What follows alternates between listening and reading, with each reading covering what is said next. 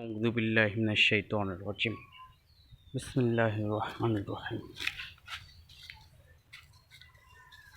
সকলে সূরা ফাতিহা একবার, তিনবার সূরা ইখলাস এবং 11 বার দরুদ শরীফ পাঠ করে।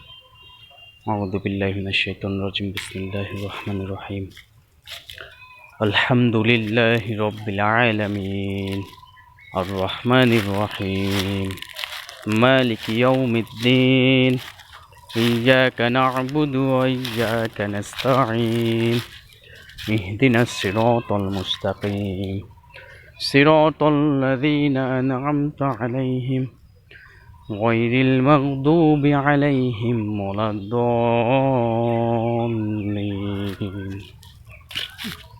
بسم الله الرحمن الرحيم قل هو الله أحد الله الصمد لم يلد ولم يولد ولم يكن له كفوا أحد بسم الله الرحمن الرحيم قل هو الله أحد الله الصمد لم يلد ولم يولد ولم يكن له كفوا أحد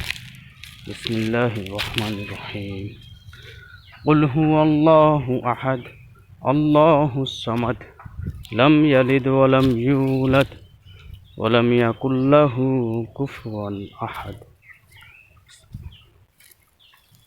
اللهم صل على محمد وعلى آل محمد كما صليت على إبراهيم وعلى آل إبراهيم إنك حميد مجيد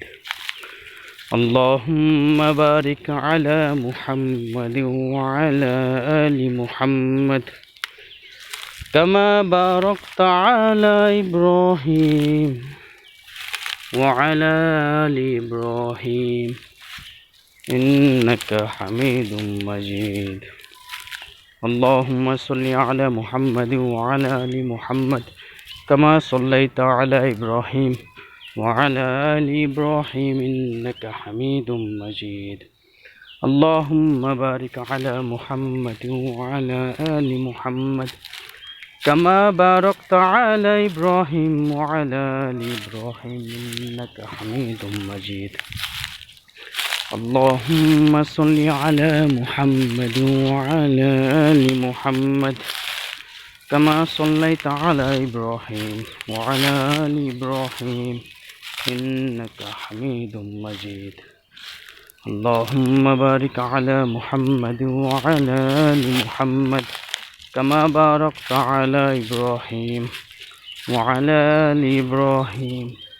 إنك حميد مجيد اللهم صل على محمد وعلى آل محمد كما صليت على إبراهيم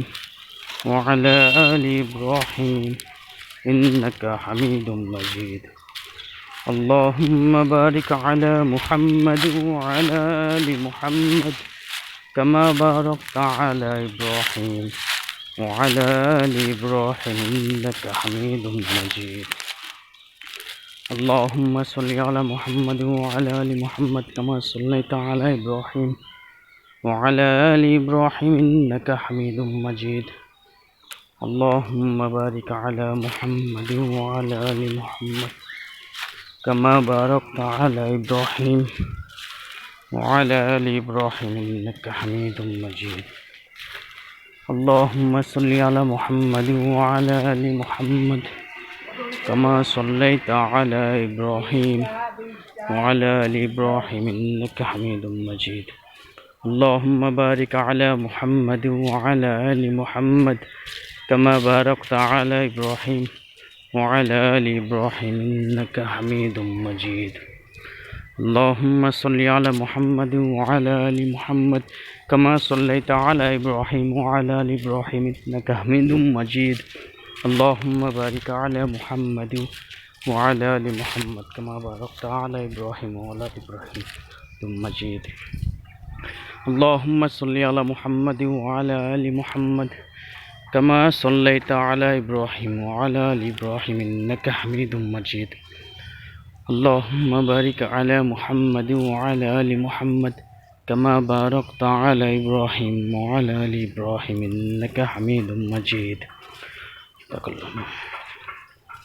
ইয়া রব্বে করিম, আমরা যেই সূরা দোয়া কালাম দুরূদ শরীফটুকু পাঠ করেছি, দয়া করে মায়া করে এই কবরবাসীদেরকে